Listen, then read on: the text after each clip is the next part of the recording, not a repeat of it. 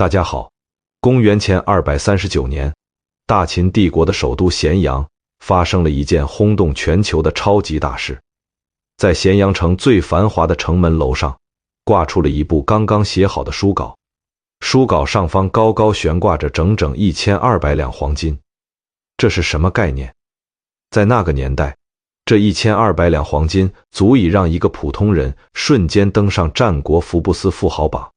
城门下贴着一张告示，意思很明确，全天下所有的读书人、诸侯列国的名士、网络大 V， 你们都来看看这本书，只要谁能在这本书里增加一个字或者删减一个字，这1200两黄金直接拿走。各位，如果是你心动吗？你是不是觉得这简直是天上掉馅饼？这是史上最简单粗暴的悬赏改稿啊！没错，这个大家从小背到大的成语一字千金，就是从这里来的。但奇怪的事情发生了，告示贴了好多天，咸阳城下人山人海，东方六国那些平时最喜欢抬杠、最喜欢辩论的喷子和名嘴们全都哑巴了，没有一个人敢上前去改，哪怕一个标点符号。难道是这本书写得完美到连一个错别字都没有？当然不是，就算让孔子和诸葛亮来写，也不可能一个字都改不动。真正的原因是，所有人都清楚地知道，这挂在城头的1200两黄金不是稿费，而是买命钱。这部书也不是普通的文学作品，而是一场极致的政治肌肉展示。因为这部书的作者叫吕不韦。吕不韦是谁？他是当时大秦帝国的乡邦，是少年秦王嬴政的重父，是整个帝国实际上的最高掌权者。把时间线往前推一点，熟悉历史的朋友都知道，吕不韦原本是个跨国大商人，他眼光极其毒辣，搞出了中国历史上最成功的一笔风险投资——奇货可居。他硬生生地用钱砸，用计谋算，把一个原本在赵国当人质，连饭都吃不饱的落魄公子异人捧上了大秦国君的宝座。现在异人死了，13岁的嬴政继位，吕不韦作为辅政大臣权倾朝野，他手下养着3000门客，家里比国库还特么有钱。但是这位千古第一风头大佬的终极野心，绝不仅仅是当个有钱的权臣。吕不韦看着一天天长大的少年嬴政，看着大秦帝国如同一台无情的战争机器，正在疯狂碾压东方六国，他知道天下一统只是时间问题了。但是一个极其致命的问题摆在了吕不韦面前。大秦帝国可以靠法家打天下，但真的能靠法家治天下吗？过去100多年里，商鞅变法把秦国变成了一个巨大的军营，老百姓只要不种地、不砍人头就会被严惩。法家那一套是极其残酷的 KPI 考核制度，用来打仗、兼并天下，简直所向披靡。可是等天下统一了呢？如果没有敌人可以砍了，这台嗜血的机器如果不踩刹车，它就会反噬自身，把刀挥向自己的老百姓。所以吕不韦召集了他手下那3000个最顶尖的大脑，耗费无数心血，写出了城门上的那部书《吕氏春秋》。这根本不是什么学术论文，这是吕不韦为大秦帝国量身定制的大一统帝国的治国蓝图。他搞这一出一字千金的营销策划，就是要向全天下宣告，大秦未来的国策，我吕不韦已经定好了，谁赞成，谁反对。那些读书人又不傻，谁敢在这个时候去触权相的眉头？但是吕不韦千算万算，算漏了一个人。他试图用《吕氏春秋》来拴住那头即将成年的凶猛巨兽，可他不知道，这部倾注了他毕生心血的奇书，最终却成了少年嬴政眼中的废弃蓝图，甚至成了催吕不韦上路的催命符。吕不韦到底在书里写了什么，让千古一帝秦始皇如此厌恶？这本看似什么都沾一点的杂家巨著，究竟藏着怎样不可告人的终极密码？不知道大家对杂这个字怎么看？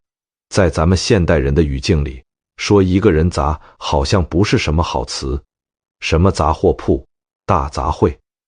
在很多人眼里，《吕氏春秋》就是个缝合怪，把儒家抄一点，道家抄一点，法家再剪切粘贴一点，凑成了一本畅销书。如果你也这么想，那可就大错特错了。如果《吕氏春秋》只是简单的复制粘贴，它凭什么流传千古？吕不韦是个极其精明的商人兼政治家，他做的是集成创新。所谓的杂家，用我们今天互联网大厂的黑话来说，这叫底层逻辑重构。这是一套完美的大秦操作系统。来，我给大家拆解一下吕不韦的这套系统结构。它的主板和底层代码是道家，确切地说是黄老之学，讲究的是无为而治，顺应自然。天下刚打下来，老百姓太苦了，必须得给系统降温，休养生息。它的用户界面和软件生态是儒家，讲究仁义礼智信，讲究君臣父子的规矩，因为治理天下需要道德约束，你不能天天靠拿鞭子抽人来维持治安。而它的杀毒软件和防火墙才是法家，谁敢触犯底线，直接严刑峻法伺候。你看，这是历史大杂烩吗？这是当时战国思想界最顶尖的集大成者，既有宽容的底色，又有道德的温度，还有法律的底线。为了把这个庞大的系统装进嬴政的脑子里，《吕氏春秋》在结构上玩了一个极其高级的设定，天人合一。这本书的第一部分叫12纪，也就是按照一年12个月，把治国的道理和自然规律绑定在了一起。各位，这部分内容，哪怕你现在是个打工人或者小老板，听完都能醍醐灌顶。《吕氏春秋》告诉当权者，春天万物复苏，这时候国家该干嘛？要宽刑罚，施恩惠，不能去砍伐树木，不能去杀幼小的动物。夏天万物生长，你要鼓励生产。秋天万物凋零，这时候适合动用刑罚，适合打仗。冬天万物闭藏，你要搞好内部考核，封赏功臣。发现没有？这在古代叫做顺天时，用我们现代人的话来说，这叫做顺势而为。《吕氏春秋》在极其严厉地警告当时的统治者，也警告着今天的我们。人类社会的运行，个人的发展，都必须顺应自然周期的客观规律，违背周期必定遭到反噬。试想一下，如果在春天万物生长的时候，你偏要跑去搞大屠杀、大破坏；在冬天万物冬眠的时候，你非要把老百姓折腾起来，去修长城、建阿房宫，这就是逆天而行，国家就会产生灾祸，百姓就会造反。这就是大秦帝国后来二世而亡的根本原因。他们在该休养生息的春夏之际，依然在强行推行法家的严酷肃杀之气。回到我们现代人身上，不也是一样的吗？为什么现在很多人抑郁、焦虑，身体出问题？因为我们在逆天而行。白天该你下场的时候，你摸鱼；到了半夜3更该你东藏睡觉的时候，你拿着手机熬夜刷视频，还美其名曰报复性熬夜。经济大环境处于上行周期的时候，你不去拼搏，等到了下行周期需要苟住，需要东藏保现金流的时候，你非要加杠杆去盲目创业。你不亏钱谁亏钱？各位，这叫什么？这叫以物害己。所以你看，《吕氏春秋》表面上是在教帝王怎么掐着日历本治国，骨子里他是在讲一套关于生命、关于周期、关于万事万物如何健康运转的终极系统论。但是这套看起来无懈可击、顺应天道的系统，却偏偏触及了法家的核心利益，也深深刺痛了那个渴望绝对权力、想要把整个天下都攥在自己手里的少年嬴政。当顺势而为的杂家撞上了人定胜天、王权至上的纯粹法家，一场惨烈的政治风暴已经在咸阳城上空酝酿，而在风暴的中心，吕氏春秋抛出了他最为惊世骇俗，也是最让老板们听了直冒冷汗的第一个核心哲学：天下非一人之天下也，乃天下之天下也。想要当好天下之主，你首先得学会一件事，别把自己太当回事儿，先爱你自己，才能爱天下。并且他向未来的大秦国君发出了直击灵魂的拷问：你觉得是拥有天下重要，还是你自己的命重要？为了说明这个道理，吕不韦在《吕氏春秋贵生篇》里讲了2个极具黑色幽默的故事。第一个故事，春秋战国时期有个越国，内部权力斗争极其残忍，老百姓和贵族连续暗杀了3任国君，导致了一个尴尬的局面：王位空缺，但没人敢当这个国君了，因为去当国君大概率命就没了。这时候大家想到了一个叫王子搜的王子。王子搜一听，连夜打包行李，吓得直接逃进了一个叫丹穴的深山老林里躲了起来。越国人找不到他，心里十分焦急，最后终于在山洞里发现了王子搜。大家在洞口烧艾草，硬生生把他给熏了出来，然后强行把他塞进国君的皇家马车里。正常人要是被强行拉去当全宇宙500强企业的 CEO， 估计得乐开花吧。但王子搜在车上干嘛呢？他仰天长叹，哭得撕心裂肺，大喊：做国君啊，做国君啊！你们为什么偏偏不肯放过我啊？各位，你以为王子搜是在凡尔赛吗？真不是。吕氏春秋在讲完这个故事后，给出了极其精辟的评价。王子搜不是讨厌当国君，他是讨厌因为当国君而损害自己的生命。这样的人把命看得比天下还重，所以越国人反而觉得把国家交给他最放心。这就引出了第2个著名的思想实验，来自《吕氏春秋》里的另一位大家子华子。当时韩国和魏国为了争夺土地打得不可开交，子华子跑去见韩国的国君韩昭黎侯，问了他一个问题。子华子说：大王，如果现在天下人都签了一份协议，只要您能同意砍掉自己的左手或者右手，全天下马上就归您统治，您愿意吗？韩昭黎侯脱口而出：我不愿意。这怎么能行？子华子笑了说：这就对了，拥有天下听起来是很爽，但失去2只手，那是真的痛。您的身体比天下更重要，那么现在那一点点领土的得失，跟您的身体比起来，又算得了什么呢？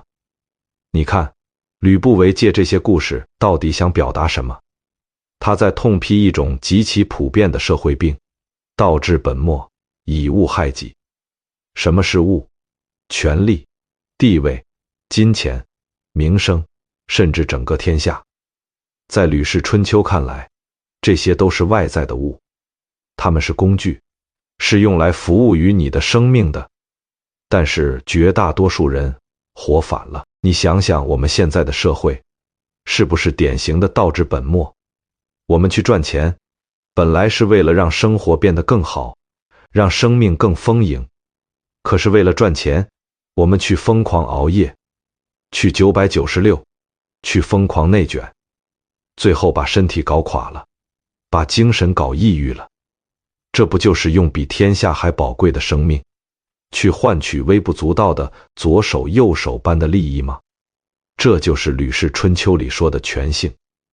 你的身体健康，你的情绪稳定，你感知快乐的能力，这叫性。如果一份工作、一段关系或者一个外在的欲望正在疯狂摧残你的身心健康，这就是以物害己。发现没有？《吕氏春秋》简直就是中国古代的反内卷第一奇书。他在2000多年前就告诉你，天下是帝王的，但命是你自己的。不管在什么位置，先照顾好自己，先保全自己真实的本性。但是咱们回过头来想，吕不韦作为一个顶级政治家，他难道只是为了给嬴政熬一锅心灵鸡汤吗？当然没那么简单。吕不韦把桂生放在《吕氏春秋》极其重要的开篇位置，其实藏着他对少年秦王嬴政最深切的担忧，也是最硬核的管理学警告。他在暗示嬴政一个极其深刻的政治逻辑，一个连自己生命都不爱惜，不懂得享受生活，只知道疯狂工作的工作机器是极其可怕的。如果统治者自己是个为了宏图霸业可以不顾一切的奋斗者，那他对待手下的臣民就必然会像对待草芥一样残忍。他会理所当然地认为，为了大秦帝国的万世基业，寡人连自己的命都可以不要。你们这些老百姓死在修长城、修皇陵的工地上，又算得了什么？历史恰恰印证了吕不韦的恐惧。后来的秦始皇嬴政就是一个极度不崇养生、不爱惜自身的工作狂。史书上记载，他每天要批阅120斤重的竹简，不批完绝不休息。他像一台永远不知疲倦的永动机，疯狂地兼并六国，疯狂地修筑工程奇迹。在嬴政的眼里，吕不韦这套贵生全性的理论简直就是软弱，是懦夫的表现。大秦男儿就应该在战场上建功立业，哪怕战死沙场也是死得其所。想要休养生息，想在树下喝茶享受生命，门儿都没有。当老板的价值观是霸业高于一切时，这套生命高于一切的思想教材注定会被扔进垃圾桶。但吕不韦依然执拗地写完了全书，他试图用这套哲学拉住那辆即将失控的帝国战车。他告诉所有未来的管理者，最高级的管理不是强迫别人为你卖命，而是你自己懂得生命的珍贵，从而去尊重和保护每一个员工、每一个百姓的生命。只有这样，你的基业才能长青。只可惜这番苦心，嬴政没听懂，也不想听。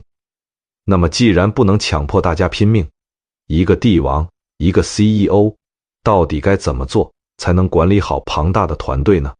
吕氏春秋随即抛出了他的第二个核心哲学，也是对法家严酷统治的又一次降维打击。这招叫做最高级的管理是老板的无为。有人会质疑，你说的不对啊，要是全天下的人都去追求贵生，都跑去养生，去躺平了，那国家谁来管？公司谁来管？事业谁来管？我这千秋霸业，我这马上要上市的公司，难道靠大家天天在办公室里打太极拳来实现吗？这个问题问得太好了，这就涉及到了《吕氏春秋》里最核心，也是最具有颠覆性的管理学干货——君道与臣道。吕不韦作为大秦帝国当时的掌舵人，手底下管着百官万民，他当然不可能真的是一个劝大家躺平的闲人。相反，他对怎么激发团队的战斗力有着极其高超的系统性思考。在这个庞大的管理系统里，《吕氏春秋》定下了一条铁律：处尊位者，必以无为为主。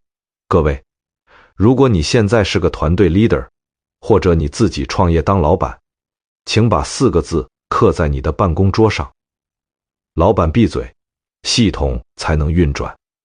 我们很多人有一种误区，觉得一个好老板就应该像诸葛亮那样鞠躬尽瘁，死而后已，事必躬亲，恨不得连公司厕所买什么牌子的卫生纸都要亲自审批。但在《吕氏春秋》看来，这种老板不仅是个蠢老板，而且是非常危险的老板。为什么？因为老板和员工，也就是古代说的君和臣，他们的职责有着极其严格的界限划分。书中说，君道是无为，而臣道是有为。什么叫无为？不是让你每天在办公室里睡大觉，这里的无为指的是不妄为，不刻意表现出具体的个人偏好与行事风格。我们来还原一个极其真实的职场场景。假设你是个大老板，今天开会，你只是随口说了一句，我觉得 PPT 用蓝色的背景挺好看的。你以为你只是表达了一个审美偏好？错，在员工眼里，这就是圣旨。第二天你就会发现，全公司的 PPT 都变成了蓝色，连保洁阿姨的拖把都换成了蓝色。就算有人觉得红色更能体现这期方案的热情，他敢用吗？他不敢。他宁愿拿一个平庸的蓝色方案去交差，也绝对不去触碰你这位老板的逆鳞。发现问题了吗？老板一旦事事有为，一旦有了明确的个人偏好，下属就会立刻开启向上管理模式。他们不再去追求事情的最优解，而是去追求如何让老板高兴。他们会投其所好，会弄虚作假，会揣摩上意。这就是《吕氏春秋》里警告的：如果统治者喜欢炫耀自己的聪明才智，喜欢亲自下场指导具体工作，那么大臣们就会把真实的想法隐藏起来，一味顺着你的心意行事。你这个老板看到的全是假象，整个管理系统就彻底失灵了。所以吕不韦交给未来秦始皇的高级管理术士，你要像一面镜子，像一个空杯子。镜子自己是没有固定画面的，杯子自己是没有固定味道的。你只有把自己放空，下属才能把他们的才华能力通通发挥出来。你设定好 KPI， 制定好赏罚规则，然后闭嘴看着他们干，干得好就赏，干得不好就罚，这就叫君臣有义。各位，这叫什么？这叫君道无为，臣道有为。但是这时候又出现了一个致命的漏洞，既然老板要把权力下放，靠下面的人去干活，那老板每天的主要工作其实就变成了一件事：识人、用人，也就是我们今天说的绩效考核与人才选拔。你闭着嘴不轻易表态，你怎么判断下面这帮人谁是真干活的，谁是来摸鱼混日子的？《吕氏春秋》敏锐地抓住了管理者最容易犯的致命弱点——认知偏差。在书里有一个专门的篇章，叫做去诱。诱在这里不是宽恕的意思，而是指被蒙蔽、被执念困住。吕不韦认为，阻碍一个管理者做出正确判断的，往往不是智商，而是偏见。为了说明这个道理，书中记载了一个在中国家喻户晓的心理学经典典故。人有夷邻，也就是我们常说的夷陵道府，有个乡下老汉，有一天突然发现自己砍柴的斧头不见了。他找了半天没找到，心里就开始犯嘀咕，难道是被人偷了？他抬眼一看，正好看到隔壁邻居家的儿子在院子里走动。老汉心里顿时咯噔一下，对，肯定就是这小子偷的。一旦脑子里有了这个先入为主的偏见，接下来发生的事情就极其有意思了。老汉怎么看这小子怎么像小偷，看他走路的姿势鬼鬼祟祟的，像个偷斧头的，听他说话的语气结结巴巴的，像个做贼心虚的，甚至看他吃饭喝水的神情，全都像是偷斧头之后刻意掩饰的微表情。老汉在心里已经给这小子判了死刑。结果到了第二天，老汉在后山挖土，一锄头下去，当的一声，把自己昨天随手扔在土坑里的斧头给挖出来了。老汉拿着斧头再回去看邻居家的儿子，嘿，奇了怪了，这小子走路也昂首挺胸了，说话也掷地有声了，怎么看都是个根正苗红的大好青年，全身上下哪还有半点小偷的影子？这哪里是在讲古代的老汉，这明明是在照妖镜里照出来的我们自己呀！在现代心理学里，这叫做确认偏误。当你心里认定了一个观点，你就会下意识地去寻找所有能证明这个观点的证据，而自动过滤掉所有相反的证据。《吕氏春秋》把这个故事放在这里，是在极其严厉地敲打所有当权者。作为老板，你手握重权，如果你戴着有色眼镜去看待下属，你会亲手毁掉你的团队。如果你偏爱某个马屁精，他就算把事情搞砸了，你也会觉得他虽然能力不足，但态度是真的好。忠心耿耿，如果你讨厌某个直言进谏的老实人，他就算做出了亮眼业绩，你也会觉得这人功高震主，狼子野心，绝对是在图谋不轨。这就是被诱困住了，被自己的情绪和偏见蒙蔽了双眼。吕氏春秋给出的解决方案是去诱与察微，管理者必须放下自我执念，随时保持极其理性、客观的态度，去观察事物及其细微的发展规律，不被表象和私心所迷惑。我们回过头来看这套管理系统，老板无为，员工有为。老板克制私欲，用理性和客观去考核人才，完美吗？堪称完美的管理学圣经。如果大秦帝国真的按照这套蓝图去运转，帝王端坐在龙椅上垂拱而治，丞相和百官各司其职，大秦可能真的就不止20而亡了。但可惜这套蓝图彻底触及了少年嬴政的逆鳞。随着嬴政一天天长大，他的羽翼逐渐丰满。这位千古一帝的性格是什么？是控制狂，是极度的自信与霸道。你吕不韦让寡人无为，让寡人把权力下放给你们这些大臣去有为，你让寡人当个空杯子听你们的摆布。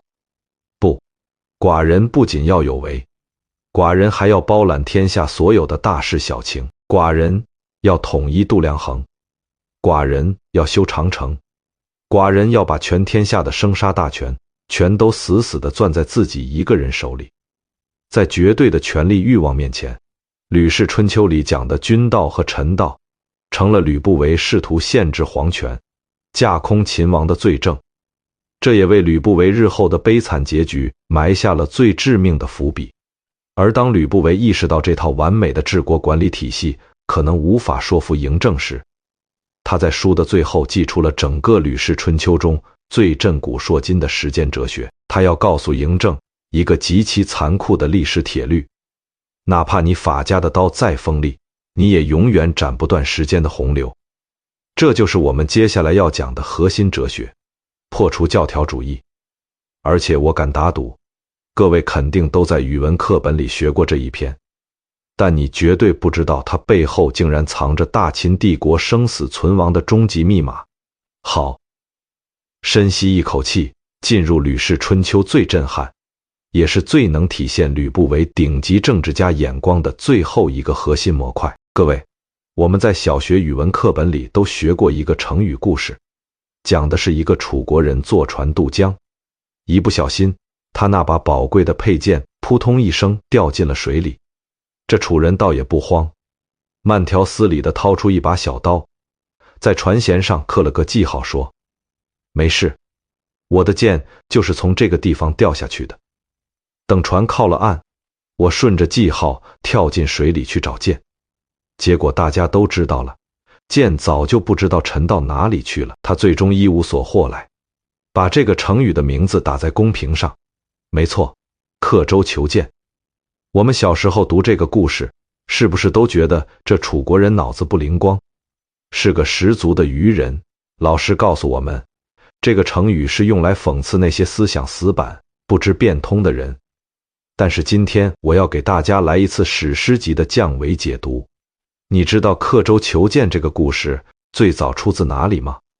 没错，就出自挂在咸阳城头的那本《吕氏春秋》。具体在查经这一篇里，吕不韦花那么多钱财，养那么多门客，写一部给未来大秦帝王看的治国大纲，你觉得他会闲来无事，要在里面写一个儿童睡前搞笑小故事吗？绝对不会。如果你把《吕氏春秋》看作是一部大秦帝国的政治隐喻录，你就会发现，刻舟求剑简直是一个让人毛骨悚然的死亡预言。咱们来重新拆解一下这个故事里的核心元素。那艘正在往前行驶的船代表着什么？代表着时代，代表着不断向前发展的国家大事。水流代表着什么？代表着时间，代表着不可逆转的历史潮流。那把掉进水里的剑代表着什么？代表着过去的旧制度，也就是大秦帝国赖以起家的商鞅之法。大秦帝国过去100多年，为什么能把六国牢牢压制，逐一碾压？靠的就是商鞅定下的那套极其严酷、奖罚分明的战时体制。你砍下敌人的脑袋，我就给你分房赐爵；你敢临阵退缩，我就把你全家连坐治罪。这把剑太好用了，好用到大秦历代国君都对他爱不释手。但是吕不韦站在时代的船头，看着即将一统的天下，他极其清醒地看到了致命的危机。他在《茶经》这篇文章里发出了震耳欲聋的呼喊：事已时移，变法已矣。天下马上就要统一了，没有敌国可以征伐砍头了。过去那种靠人头换爵位的制度，过去那种动辄割鼻断足的严刑峻法，在和平年代，这就是一把刻舟求剑的生锈旧剑啊！吕不韦是在指着少年嬴政的鼻子警告他：大王啊，时代的航船已经驶入和平年代了，你还非要在船舷上刻个旧记号，死死抱着当年商鞅掉进时代洪流里的那把战时旧剑不放吗？如果你试图用管理军营的残酷方式去治理一个统一后的庞大帝国，你捞不到太平盛世，你只能捞到大秦帝国的毁灭。震撼吗？各位，这才是刻舟求剑背后的终极密码，这叫破除教条主义，这叫与时俱进。其实跳出历史，把茶经这套哲学放在我们今天的现代职场和商业社会，依然是一把极其锋利的处事利器。我们见过太多现代版的刻舟求剑了。当年的诺基亚手机做得像砖头一样结实耐用，这是他们当年称霸市场的起家宝剑。但是当智能手机的时代航船呼啸而来的时候，诺基亚还死死盯着过去的成功记号，固守旧有模式，最后轰然倒塌，淡出市场。对于我们个人来说也是一样，你10年前学了一个极其冷门的专业，或者掌握了一项当时很吃香的技能，你靠它拿了高薪，站稳了脚跟，这就是你的剑。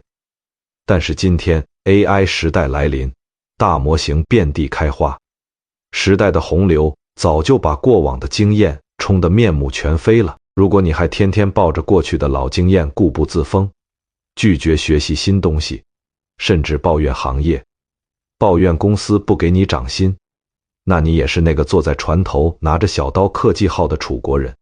发现没有？吕氏春秋教给我们的终极生存法则是：不要迷信过去的成功，不要迷信固有的权威教条，永远保持对当下时局的敏锐洞察。时代怎么变，你的认知和生存系统就必须跟着迭代升级。然而吕不韦看透了时代，看透了处事法则，却唯独没有看透人性，没有看透那个在他庇护下长大的少年帝王的心。历史的巨轮滚滚向前，吕氏春秋这本思想集大成之作，终于迎来了他宿命般的悲剧尾声。当完美的治国蓝图撞上现实中极度膨胀的绝对皇权，毁灭也就进入了倒计时。公元前238年，秦王政22岁，举行了加冕冠礼，正式亲政。那个曾经需要吕不韦扶持，躲在他巨大阴影下的少年，如今已经长成了一头真正的绝世猛兽，千古一帝的獠牙终于露了出来。一场名为嫪毐之乱的政治风暴席卷整个咸阳。嬴政以极其冷酷、雷霆万钧的手腕，将叛乱者车裂处死，将自己的生母赵姬幽禁深宫。而这场风暴的最终指向，毫无疑问是那个权倾朝野的大秦相邦，是吕氏春秋的缔造者吕不韦。嬴政翻开那本悬赏千金的吕氏春秋，他看到了什么？他看到了里面劝他要顺应天时，劝他要贵生爱民，劝他要无为而治，劝他克制欲望，放弃绝对的皇权专制。在嬴政看来，这哪里是治国蓝图？这分明是一份试图永远把大秦王权关在牢笼里的束缚枷锁。嬴政的选择是什么？他彻底摒弃了吕不韦的杂家思想，转身重用李斯，选择了纯粹极致的法家霸道之路。不久之后，吕不韦被罢免相邦之位，赶出咸阳，发配河南封地。但这还不够，哪怕吕不韦已经被赶回了老家，东方六国的诸侯使者依然络绎不绝地前去拜访他，结交他，这让嬴政感到了极大的恐惧与愤怒。公元前235年，一封来自大秦最高统治者的信送到了吕不韦的面前，信上只有短短的几句诛心之问：君何功于秦？秦封君河南10万户，君何亲于秦？号称重父。最后一句更是绝杀：其与家属悉处蜀。吕不韦看着这封信，他太了解嬴政了，他知道这封信就是催命符，如果他真的奉旨迁往蜀地，半路上就会被各种意外除掉，甚至会牵连家族3000余人。这位曾经挥斥方遒，用一本《吕氏春秋》震撼天下的千古第一风头大佬，在喝下鸩酒的那一刻，心里在想什么？也许他在想，自己这辈子最成功的一笔政治投资，最终反倒要了自己的性命。也许他会望着咸阳的方向，为那个即将统一天下，却终将走向疯狂的帝国，留下最后一滴无奈的眼泪。